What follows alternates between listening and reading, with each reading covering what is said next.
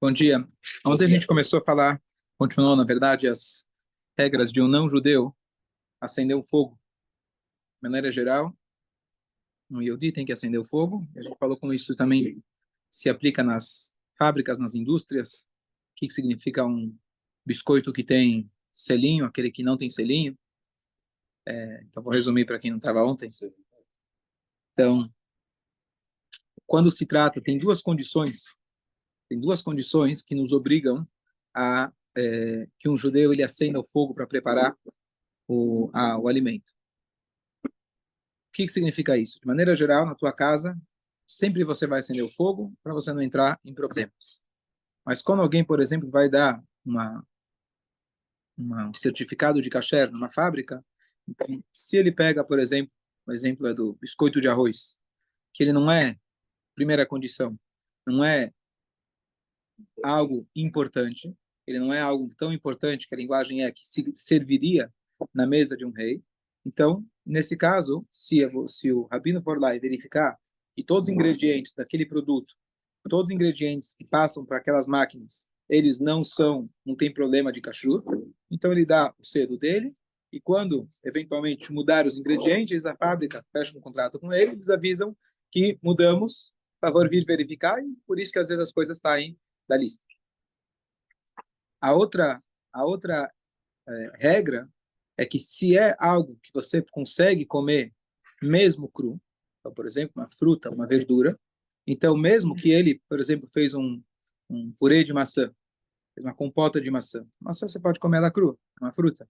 Então, também não teria problema. Então, vamos supor que eu vou numa fábrica, eu não vou permitir que isso aconteça na minha casa, se aconteceu, em segunda instância, não tem problema, mas para garantir, para não confundir as pessoas, para a empregada de casa não ter que estudar o rabinato e fazer a prova de rabinato, então é mais fácil você colocar uma regra só.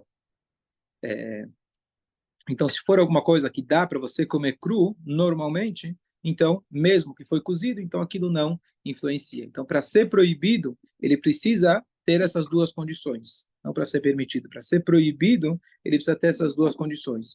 Ele não dá para comer ele cru e tem que ser considerado algo importante que você serviria numa mesa de rei. Hoje a gente usa o critério mais ou menos que você serviria num casamento. E por isso eu dei alguns exemplos que alguns alimentos, alguns produtos são temas de debate. Será que a chips, né, será que ela é considerada uma coisa importante o suficiente que você serviria num casamento? Alguns dizem que sim, outros dizem que não. Um exemplo que eu não falei ontem são os vários tipos de sucrilhos que a gente tem. Então, por exemplo, o sucrilho da Kellogg's, que a gente tem de milho, ele é puramente milho, sem farinha de trigo. Então, eles não têm problema nenhum. O milho, é, apesar de não dar para comer ele cru, não tem como você comer o milho cru, porém, ele não é importante o suficiente para você servir, por exemplo, num casamento. Então, por isso, cereais são de milho. Então, você tem aqueles da Kellogg's, por exemplo, de é, milho com açúcar ou sem açúcar, chocolate, etc., eles estão dentro da lista. Mas você tem que ver que esteja dentro da lista, porque essas fábricas têm produtos, subprodutos, têm conservantes e muitas outras coisas que têm que ser observado. Agora, nos outros sucrilhos, muitos deles vão um pouco de farinha, farinha de trigo. Você pode olhar lá, então, algumas bolinhas de chocolate, dependendo da marca e etc. Tem muitas que vão farinha de trigo, que também é um tema de debate. Por quê? Porque é uma quantidade de farinha muito pequena. E muitas vezes, talvez, dependendo do produto, eu não sei como são exatamente cada um dos sucrilhos, mas eles também, às vezes, talvez sejam farinhas líquidas, que a gente falou, massas líquidas, assim como a gente falou do wafer. Então, são temas de debate, e é isso que muitas vezes faz a diferença se você segue uma ashgaha ou você segue a outra ashgaha. Tem o selinho de uma cor, o selinho de outra cor. E alguém fala, bom, estava escrito em hebraico, deve ser que é kasher. Comprei no shuk árabe lá de Israel, o homem falou que era kasher. O dono da loja falava hebraico. Então, existe uma diferença muito grande dos rigores de cada uma dessas linhas. São baseados em vários temas da Halakha, que são temas de debate. Por isso é importante você se aconselhar. Mais importante, não, são duas? Não, são 40 mil. Porque cada linha ele vai ter dentro da Halakha, você vai ter, eu estou trazendo um aspecto da Halakha em relação a o goi acender o fogo. mas você pode ter uma linha, uma regra em relação ao wafer, que é massa líquida, uma regra em relação ao sucrilho, que é uma quantidade menor. Falando em relação à lista, você falou que Aqui a lista, são... então a lista da BDK, Sim. que é a lista talvez mais conhecida e mais ampla, ela tem duas. Então, duas. aí sim, talvez daí que você estava querendo dizer, Sim, que é a lista amarela e a lista verde. Uhum. Já explico a respeito. Desculpa, eu fiz gracinha, né? Mas eu não tinha entendido. Aquela que eles avisam que é milho transgênico, isso aí não tem problema. Sendo transgênico não teria problema, mas você tem que verificar realmente que não tenha produto ou subproduto que possa ser não kasher. Um dos exemplos mais clássicos desses subprodutos ou dos conservantes é aquele que tem aquele corante vermelho, que ele vem daquele bichinho. Cochonilha. Isso, cochonilha. Então isso é um problema típico que tem que ser observado. Fala. Se eu não me engano, então, teoricamente, tem uma supervisão. Responde para ele. Responde para ele. Aí depende de cada um. Não. E se não tiver farinha, alguma coisa assim também? Então, a questão é a seguinte: não estou falando de você comer num restaurante não kasher. Vai comer num restaurante não kasher, sempre você vai ter o risco que na mesma panela, na mesma faca, vai ter. Agora, você vai dizer, bom, tem um produto, não tem supervisão nenhuma. Será que eu posso me confiar nos ingredientes que estão? Porque para você fazer qualquer produto e vender ele, você tem que passar por vários critérios governamentais que eles são rígidos em relação a isso. Então, se você pode, só olhando a embalagem, se baseando nisso ou não. Então, você precisa ser um rabino experiente nessa área para poder dizer, olhar aí no supermercado e falar, isso aqui não tem problema. Porque tem vários detalhes técnicos que, às vezes, dependendo da quantidade, por exemplo, de tal coisa, isso aqui a gente não tem obrigação de escrever. Escreve 0 açúcar, você experimenta o negócio, está mais doce que a cana-de-açúcar. Você fala, cadê o 0 açúcar? Não, é porque você não considera, você tem várias coisas muito tênues, e cada país tem sua regra diferente em relação a isso. Então, só olhando um produto, dizer que é vegano, então não tem problema, você precisa ter uma ashgaha. Ou, como muitas vezes acontece nos grupos que tem de perguntas e respostas para rabinos, etc., é de perguntar, tal ingrediente, ou tal produto, eu posso comprar de qualquer marca? Então, muitas vezes a resposta é, se for puro, você pode comprar de qualquer marca. Por exemplo, você vai comprar arroz, certo? Precisa ser uma marca kasher? A princípio, não. A princípio, ele é arroz puro, não tem problema. Tá certo? Café. No Brasil tem muito café. Agora que surgiu aqueles cafés que você usa, coloca para fazer o Nespresso, aí tem muitos aromas. Peraí, aí aroma, já vai outras coisas. Aí, então, sendo ele puro, você não vai ter problema aqui no Brasil. Tem outros lugares que vão dizer, não, mas quando eles preparam o café, eles misturam XYZ para fazer. Então, cada país tem a sua especificação. Em relação às listas amarelas e verdes, então, o que é a lista? A lista ela descreve produtos que são daquele tipo que o rabino vai na fábrica uma vez e ele só precisa voltar lá se mudar alguma coisa. Então, esses são os produtos da lista. É diferente de quando tem um lote especial, que ele coloca um selinho no próprio produto. Então, se você tem uma lista, você pode estar em qualquer lugar do Brasil, você vai poder comprar aqueles produtos. Agora, qual é a diferença entre a amarela e o verde? Então, acho que a identificação de amarela, que é amarela no farol, é aquele meio termo, digamos assim.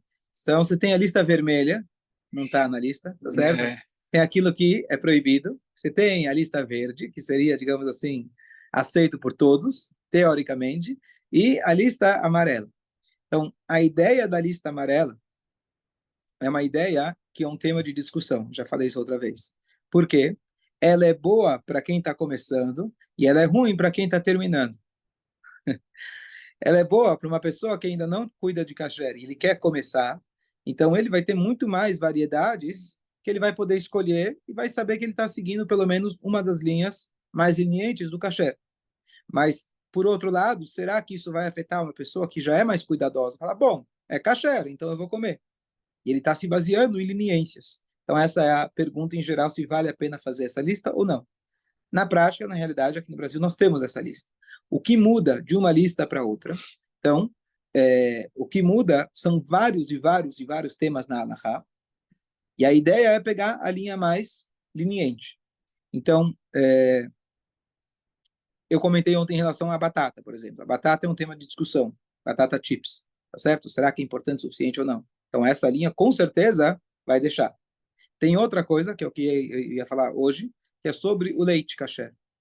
E o leite kasher, o que significa um leite kasher? É leite de vaca. É leite kasher.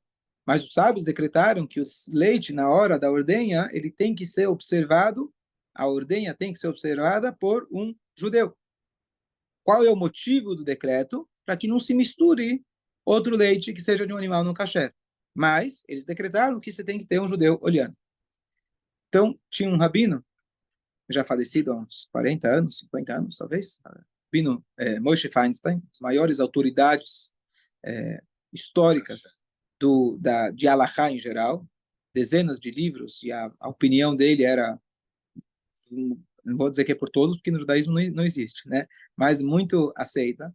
Então, em determinado momento, ele morou nos Estados Unidos, então ele chegou a escrever de que quando você tem um órgão governamental regulando que todos os leites, por exemplo, vão ser unicamente leite de vaca.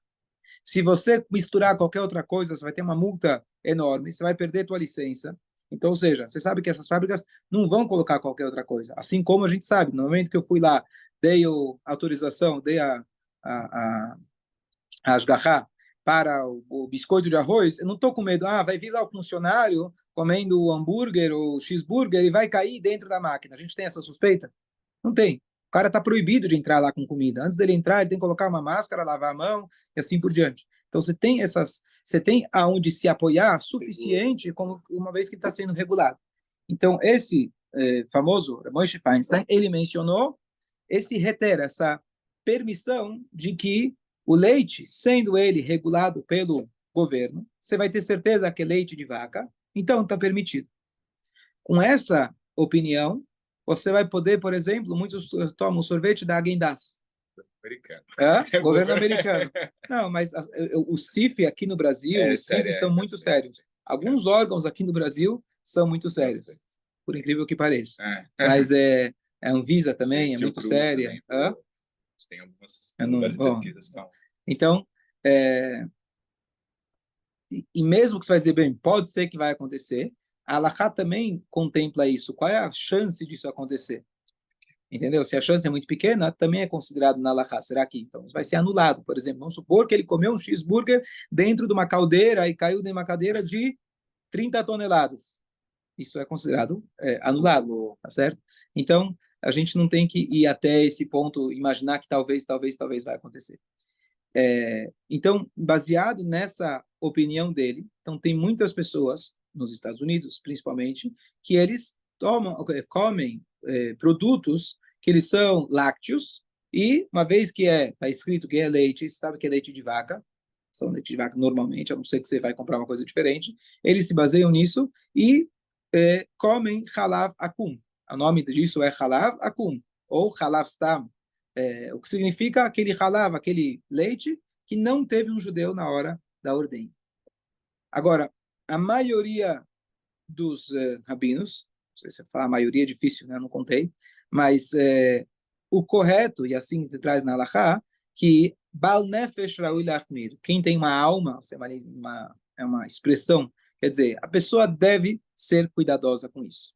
Então, tem pessoas ortodoxas, que você vai ver ele comendo, de repente, Häagen-Dazs. Tem pessoas nos Estados Unidos, eu tenho um parente lá, que ele é uma pessoa 100% religiosa, estuda, reza, tudo, Shabbat, Kasher, 1000%, e ele come esses produtos que são, ele está seguindo não é que ele é leniente, ele segue uma regra, ele segue um rabino, ele segue uma forma de pensar e ele come esses produtos. Então, aí está, por exemplo, a lista amarela. Então, a lista amarela inclui esses produtos. Então, para alguém que está começando, é fantástico. Se ele agora ele sabe que nesse produto não tem nenhuma mistura de outro alimento que não seja kasher. Você está começando a fazer teu kasher. Maravilhoso. Baruch Hashem. Agora, é a melhor coisa? Para começar, Fala. Então, é só porque eu estava pensando teoricamente nisso, tem selo vegano também, que teoricamente existe uma supervisão. Não, não, não. Então, teoricamente, o vegano, tá certo? Não um restaurante, tá certo? Teoricamente, o vegano, ou você pode talvez se apoiar nisso, mas você tem que conhecer bem as leis e como funciona aqui no Brasil. Por isso tem rabinos que não é qualquer rabino, é um rabino que tem experiência nessa área do kasher, de fábricas e como são feitos os produtos. Vamos supor, talvez no vegano tenha alguns mini subproduto, aqueles conservantes, cada um deles é composto de centenas de outros subprodutos, talvez um deles é de origem animal. Talvez pela halakha não vai ter problema, mas precisa ser verificado. Você precisa saber qual é o produto e se esse produto realmente é permitido pela halakha. A questão do vídeo, eu acho que tem... Filme, câmera. Então, câmera também é um tema de debate. E cada um desses temas, você vai ter várias opiniões e várias linhas diferentes. O cara vai falar, bom, eu não como de jeito nenhum um leite que não tinha um judeu observando, porque a linguagem que o Talmud usa, que nós sabemos, falam um leite que tinha um judeu observando. Bom, eles fizeram uma regra. Uma vez que tem a regra, você não pode entrar no mérito e falar, não, o motivo da regra é porque talvez misturaram. Já que eu sei que não misturaram, então não tem problema. Não, eu sou mais rígido, eu sigo exatamente a risca que os sábios falaram na época da Mishnah. Aí surge a pergunta, bom, tá bom, eu não vou me apoiar no órgão governamental, mas eu vou colocar câmeras na fábrica, e aí eu economizo muito dinheiro, tempo, porque eu coloco uma guia para 200 fábricas, e quando tem a ordenha, ele está de olho. O que ele está vendo? As vacas. Ele está vendo lá os canos, né, automaticamente fazendo a ordenha, e pronto, tá certo? A pergunta é, você observar pela câmera é suficiente? Então, nesse caso, por exemplo, tem muito mais rabinos que permitem. Então, digamos assim, entre o amarelo e o verde, ele está mais perto, digamos assim, do verde do que do amarelo. Então, para você também criar esses critérios, os rabinos que criaram esses critérios também se colocaram numa situação meio, digamos assim, complicada, porque algumas coisas tem gente que fala, não, mas essa aqui eu como. Então, por isso você tem que ter um rabino que você consulta, uma regra que você segue. Acho que o mais importante é isso, você seguir uma regra, seguir um rabino, falar, bom, já que, então também isso aqui também pode. Não, você está seguindo uma regra. Talvez está seguindo uma regra mais leniente, mas está seguindo uma regra e está sendo coerente. O problema é quando você começa a falar, não, isso pode, isso não pode, eu quero, mas isso é muito gostoso. Tá muito mais barato isso daqui. Então, essa não é a regra do kasher. Essa é a regra do teu bolso, essa é a regra mais do caminho mais fácil. Então, de maneira geral, no Brasil nós temos menos dificuldade do que, por exemplo, em Israel. Uma vez que você tem, quantas ashgahot você tem aqui no Brasil? 5, 6, certo? E são rabinos que nós todos aqui conhecemos, e sinagogas reconhecidas. Então, uma vez que isso acontece, então a gente está muito bem orientado e a gente sabe quem são os rabinos. É claro que você vai ter em todos os lados, no lugar no mundo inteiro, falar, não, mas eu só como desse rabino, certo? Então eu tenho um vizinho de porta de que aquilo que eu não como ele come, aquilo que ele não come eu como. A gente vira e mexe e troca produtos. Ele ganhou de presente, não sei o quê. Então, por quê? Porque ele segue um rabino, que o rabino fala, só pode comer dessa e não da outra. Eu sigo outro, que fala, só pode comer dessa e não da outra. E a gente às vezes troca produto. E até a gente ri, né? Porque como a gente é tão parecido e como a gente é tão diferente. Mas é com respeito mútuo muito grande, sabendo de que tudo bem, você come assim, eu como assado, e tá tudo certo. Somos amigos e não tem problema nenhum. Mas de maneira geral, estamos bem assistidos aqui em São Paulo. Baruch Hashem, temos boas ashgahot. Claro que alguns vão falar, essa é mais leniente, a outra é mais rigorosa, esse segue uma regra, segue a outra, mas de maneira geral, estamos muito bem assessorados, as várias ashgahot que a gente tem por aqui, a gente está num kasher, num nível muito bom. Que nem eu falei, na BDK você tem 2 níveis. Tirando a BDK, você não tem nenhuma outra ashgahá que eu saiba, pelo menos esses 2 níveis. Então, tendo o selinho, você pode comer tranquilamente. E onde que consegue essa licitação para poder liberar? Qualquer rabino pode fazer uma ashgahá? Como que é? Então, se qualquer rabino pode fazer uma ashgahá. Então, na verdade, aqui no Brasil, eu não sei, falando honestamente, eu não sei se os rabinos que dão ashgahá ganham alguma coisa. Eu sei que, por exemplo, a BDK foi subsidiada muito dinheiro para conseguir abrir. Porque é muito dinheiro para você conseguir mandar mashgichim até fábricas, você conseguir abrir todas essas listas. Então, era algo... Se eu compro uma aveia lá no Amazonas, O rabino que deu a Ashgachá não está ganhando nada com isso. Tá certo? Então, hoje você compra sucrilhos, certo? Muitos deles já vêm até com BDK escrito no próprio sucrilho, certo? Eles conseguiram algumas fábricas para já colocar direto no produto. Você pode estar em qualquer lugar do Brasil, você vai já encontrar isso já com não é nem selo, né? Com impresso no próprio, um rótulo na própria embalagem, que é muito legal. Facilita ainda mais. O acesso à lista você tem pela internet, certo? O melhor é um site que chama buscasher.com.br, ele já junta todas as listas, você coloca lá, você vai encontrar. E lá, tem aplicativo do Buscasher também, do BDK. Sim, mas o BDK não tem todas as listas. O BDK tem a lista dele. O Buscasher, ele tem todas as listas. Como assim? No aplicativo tem a lista amarela e a verde. Sim, mas o BDK é um dos rabinos, que é uma das Ashgachot. Você tem várias outras. Você tem Mekor Chaim, você tem Rabino Idov, você tem Rabino Orvis, você tem Rabino Begum, você tem a Beit Yaakov e assim por diante. Todas essas não estão dentro do aplicativo da BDK. Por isso esse aplicativo buscasher.com.br, do Moshe Frank, é um amigo nosso.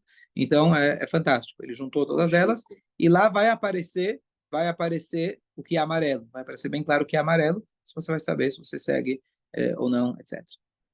Isso é muito prático e muito, muito bom. Quer comprar um pote de azeitona, palmito, tá certo? Será que, porque tem conservantes, pode ter problemas. Então, vinagre feito do vinho, etc. Então, você tem que olhar nessa lista e te facilita bastante. Agora, tem muita coisa que poderia ser kasher também, só que ninguém foi até a fábrica. Tem tantas marcas por aí, certo? Agora, talvez aqueles que estão feitos de lote, talvez sim é negócio para eles, não sei dizer. Então, se o rabino foi até a fábrica, colocou o selinho dele, coloca o custo, coloca uma margem, pode ser que ele tenha lucro com isso. Não, realmente não sei. Não tem problema você cobrar. Não, você tem que é um trabalho, né? Trabalho árduo. E agora, qualquer um pode dar ashgachá? Olha, eu posso ir até a fábrica lá no interior de São Paulo e fui lá. Se eu vi ou não vi, problema meu entre eu e Deus, e coloco lá Ashgachá Rabino Avraham, ou Ashgachá Rabino Goi, certo? Rabino Treifman, você conhece? Treifman. Treif é que não é kasher. Treifman. Então, o que acontece? Quem confiar em mim, quem me segue, vai comer. Em Israel, como o mercado é muito grande, então você tem muito dessa competição. E a pergunta é, quem é esse fulano de tal que deu Ashgachá? Ninguém proibiu, ninguém regulou se ele escreveu kasher, ou super kasher, ou mega kasher. Você tem uma ashgachá clássica em Israel, que é Rabanut. Dentro da Rabanut, então, digamos assim, seria o órgão mais governamental, digamos assim. E dentro da Rabanut você também tem níveis. Mehadrin, ou Mehadrim na Mehadrin, você tem vários níveis. Então, em Israel, por exemplo, ou mesmo nos Estados Unidos, é um lugar que você tem que tomar muito mais cuidado. Porque quem é aquele Zé Ninguém que foi lá e colocou e escreveu kasher? Você não sabe. Porque ninguém vai... Eu fui até a fábrica, chego lá, que tipo de lei eu posso impor? Falar, fábrica, você não pode colocar o nome do rabino tal. Ele se intitulou rabino. E você tem essas situações. Além disso, você tem até falsificações. A gente às vezes recebe no grupo, rabino fala, alguém colocou em meu nome que tal estabelecimento ou que tal produto, tá lá meu nome com esse selo, falsificações. Aqui não compensa muito, porque é um mercado tão pequeno, porque alguém vai fazer esse tipo de golpe. Então, mas já aconteceu mesmo aqui. Em Israel, nos Estados Unidos, poxa, um golpe talvez até compensa muito mais. Inclusive, as fábricas, eles têm muito interesse de ter uma autorização kasher, porque aí o mercado deles é muito maior. Então, a barganha que você tem, ou seja, a facilidade que você tem, tendo muito mais judeus, tem muito mais interesse das empresas. Por isso, lá você tem também muito mais kasher. Não é só pelo nível do consumo, mas o nível do consumo faz com que os fornecedores eles tenham mais interesse financeiro em fornecer e poder fazer, se precisar tirar ou substituir algum produto, subproduto, para que seja kasher e que eles possam vender mais. Lá eles têm a nível municipal até. Arabanut, Arashit. Sim, então, aí você tem. Sim. E eu morando em Israel, você descobre assim que existe uma diferença enorme, gritante entre uma ashgachá e outra. Por quê? De novo, lá que a competição é muito grande. E você tem todos os níveis de religiosos, todos os níveis e todos os tipos em Israel, quem já foi sabe que lá tem de todos os tipos. Então, você tem um nível que eu diria, muitas vezes, que seria mais baixo do que a lista amarela daqui. Estaria muito mais perto do vermelho, ou até vermelho, do que aqui. Porque você segue um rabino que uma vez falou, 200 anos atrás, que ele escreveu numa carta atrás, que talvez poderia... Opa, pode. E aí já segue essa regra. Então, por isso, quando você vai em Israel, para Israel principalmente, você tem que saber se orientar, um rabino que vai conhecer o teu nível e poder dizer, olha, daqui para cá, dali para cá, é muito mais difícil. Às vezes é mais difícil encontrar um restaurante que eu como, por exemplo, em Jerusalém, do que em Nova York. Então, é muito curioso e se torna difícil. Cada um segue o seu padrão. Vou dar um exemplo clássico da diferença das Ashgachot. Eu mencionei ontem de passagem. Quando você tem a tua casa e você tem um funcionário não judeu trabalhando, você não pode dizer, olha, eu estou indo embora, vou viajar, fica aí. Na hora que você fez isso, tudo que você tem na tua casa deixou de ser kasher, porque ele pode ter feito a festa. Ele sempre tem que saber que talvez você ou o vizinho judeu, alguém vai entrar lá de surpresa. No momento que você tem isso, você já garante que tudo lá continua kasher. Se você sai e ele sabe que você não vai voltar, você não está tendo um judeu olhando, você não sabe o que ele fez. As carnes que estejam abertas, por isso que as carnes vêm lacradas. A carne que está aberta, ela deixa de ser kasher. Se ela está lacrada, não. Mas se ela está aberta, quem disse que ele não trocou? Ah, não, eu sei que ele não trocou. Vai, por que trocaria? Não importa, a regra é essa. Então, na minha casa, eu estou muito mais tranquilo. Num estabelecimento comercial, tem muito mais funcionários, tem muito mais rotatividade, muita coisa acontecendo. Acabou o pão, compra o pão da esquina. Não dá tempo, você precisa fornecer, você está na padaria, você está num buffet. Então, às vezes, muitas ashgachot exigem que tenha aquilo que chama mashgiach tmidi, que tenha o tempo todo um mashgiach. Outras ashgachot, você tem um mashgiach para 30 restaurantes. Ele tem a chave de todos os restaurantes, você sabe que ele pode aparecer. Só que entre nós, aquele que está lá trabalhando no restaurante, que é um funcionário que talvez é árabe, talvez é judeu, mas um judeu que não conhece as leis, etc., e também não se importa com as leis, por falta de conhecimento, ele sabe que o cara só aparece uma vez por semana, ele já sabe o dia que ele aparece, ou não está com medo nem que ele aparece, porque o cara quando aparece também não faz grande coisa, não é um cara bem pago, não é um cara com QI suficiente para entender o que está acontecendo, e você faz a festa. Que interesse você tem? Não sei. Simplesmente, às vezes, uma facilidade. Às vezes fala, carne, leite, mistura, colocou outra coisa. Então, por isso, essa é uma diferença muito grande entre as ashgachot. E aí, o que acontece? Se eu tenho um restaurante, quanto eu vou ter que pagar para o rabino? Depende. Se eu vou pagar para um cara que ele tem uma guia que passa por 30 restaurantes, quanto que ele vai me cobrar? Agora, se eu tiver que pagar para ter lá uma guia o tempo todo, eu abro final de semana, eu abro sábado à noite, eu abro domingo, tem que pagar hora extra, etc. Opa, o custo se eleva. Então, se eu estou em Jerusalém, talvez, que tem muito religioso, talvez me compense. Mas se eu estou em Tel Aviv, talvez não me compense. Então, por isso é muito importante você saber quem você está seguindo e realmente tem problemas que acontecem com muita facilidade, especialmente no estabelecimento comercial. Então, a gente escuta histórias e que às vezes deixa a gente até revoltado, digamos assim. Como é possível? Mas, se você não tem um mashgiach, e mashgiach também é um problema, que às vezes ele não é bem pago. Se ele não é bem pago, então quem é que vai fazer esse tipo de trabalho? Às vezes, só por uma pessoa que não conseguiu fazer outra coisa. Não estou Deus nos livros julgando que os mashgiachim são assim, mas às vezes isso pode acontecer. Então, se isso acontece, então, às vezes os funcionários fazem o que querem e o cara nem percebeu, nem sabe o que está acontecendo. Tá certo? Pegou lá, sei lá, arroz tem que ser verificado, as verduras tem que ser verificado. Virou para o lado, o cara pegou, já colocou, estou com pressa para fazer o almoço, já preparou a salada, você nem viu. Então, precisa ser uma pessoa que está ligada. E assim por diante. Então, por isso, faz diferença, e bastante diferença, quem é o rabino, qual é o ashgachá que você está seguindo. Rabino, essa lógica, você falou agora, se você tem uma casa de campo, assim, você fecha a casa, você vai... E deixa lá, você tem que trancar a cozinha. Você tem que trancar a cozinha. Se você vai, quando eu saio de viagem, por exemplo, e a moça ainda está em casa, e está terminando a faxina, por exemplo, e aí eu vou sair, ela deixa ela terminar. Ou ela, por algum acaso, está em casa e algum dia precisa chegar antes. Vou dar um exemplo, vou detetizar a casa. Eu saio, deixo a moça lá para acompanhar o cara, e pronto, eu já estou fora da cidade. Ela sabe que eu fui para fora da cidade, ela sabe que eu não vou voltar. Então, graças a Deus, tem uma vizinha de porta, literalmente, mas senão eu pegaria. Ela, se ela tem, eu dou a chave, eu dou a senha para ela para entrar em casa, e ela entra ou pode entrar a qualquer momento. E eu deixo claro para a moça que ela pode entrar. Então, realmente é um problema. Se você tem uma casa de campo e deixa lá na mão do não judeu, a cozinha tem que ser trancada.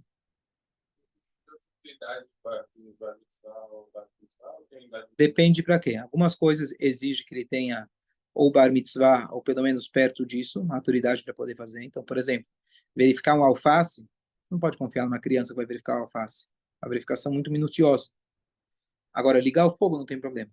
Porque o exemplo mais clássico é ligar o fogo. Um judeu, não importa a idade, só toma cuidado para ele não brincar com fogo, se for uma criança muito pequena, mas ligar o fogo não teria problema. Mas agora, tá ligado para poder fazer, verificar um alimento e poder dizer ele está kasher e poder confiar nele, então, de maneira geral, tem que ter bar mitzvah. Algumas coisas tem uma exceção, que você pode ter uma criança um pouco menor do que bar mitzvah, se ele já tiver a maturidade, mas, de maneira geral, assim, colocando uma régua para igualar, facilitar, tem que ter bar mitzvah. E tem que ser, lembrar, tem que ser uma pessoa que ele cuida das mitzvot. Porque mesmo que eu tenha uma pessoa que fala, não, mas eu sei verificar arroz. Não precisa ser um gênio para verificar arroz. E eu tomo cuidado, sou uma pessoa séria, né? Uma pessoa que eu confio. Mas se ele não leva uma vida que segue o Shulchan Aruch em todas as áreas da vida dele, então não é uma pessoa que eu posso confiar. Porque ele não levou a sério todas as regras. Não, mas isso eu levo a sério. Então eu tenho que ter uma pessoa que esse masguia também é, às vezes, complicado. Como eu vou saber quem é cada um? Por exemplo, um rabino aqui já me ligou 1, 2 vezes. Você conhece fulano de tal? Ele cumpre Shabbat? Porque eu quero contratar ele para ser masguia no meu restaurante, etc. E aí eu falei para ele, não lembro qual era o caso, não lembro quem era a pessoa, mas falei para ele que sim ou que não. Que você tem que saber quem é a pessoa fora do restaurante. Colocar uma kippah e trabalhar no restaurante é muito fácil, né? Então, por isso o kasher é muito complexo, bastante complicado, e quando uma pessoa ela é mais rigorosa, muitas vezes não é, as pessoas, é política, ele não gosta, tem motivos, temos bastante motivos para você ser rigoroso. E lembrar, talvez o mais importante de tudo, é de que, número um, todo crescimento no judaísmo é gradual, não dá para você chegar e falar, bom, então não posso mais nada, então não consigo nada. Todo crescimento tem que ser gradual, não tem outro jeito, não existe outro jeito. É isso que a Torá coloca para a gente. O crescimento é gradual. Mesmo a pessoa que ele já come kasher, ele já é super kasher, ele também pode melhorar ainda mais. E o outro ponto é saber que realmente tudo aquilo que a gente ingere afeta a nossa neshama. Então, se eu quero ter um acesso ou uma percepção, uma sensibilidade a Hashem, às coisas sagradas, quanto mais eu me aprimorar, mais eu vou estar sensível à espiritualidade. Isso é muito claro. Pessoas que não comiam kasher e começaram a comer kasher, muitos relatam essa diferença. Não sei se é todo mundo que sente, não é todo mundo, mas realmente o kasher é uma das coisas que realmente muda a tua forma de pensar, muda a forma de você sentir as coisas. Isso é escrito contra que certos alimentos, em especial, se a pessoa come, eles tapam, a linguagem é tapam o nosso coração e o nosso intelecto. Às vezes a pessoa não consegue compreender algo do judaísmo, ele não consegue se identificar com alguma coisa, isso às vezes é resultado daquilo que ele comeu. Aquilo que você come se transforma em parte de você. Sabe lembrar que a força da chuva, quando a pessoa começa a melhorar, então você vai falar, bom, mas olha, Baruch Hashem, aqui estou com 1,80 m e 120 quilos, mas eu me engordei, não foi da comida kasher. Isso, a chuva tem força, e quando a gente muda a nossa maneira de ser, então a gente muda retroativamente o nosso passado, e muda nosso corpo, muda a nossa forma de pensar. E a Hashem, ele sabe o coração de cada um, a intenção de cada um, e a Hashem, ele espera a gente não se sentir nunca cômodo onde a gente está. A Hashem espera que você esteja constantemente em crescimento. Fala. Tem uma história aqui na Israel, do rabino Yitzhak Landa. Ele foi um dos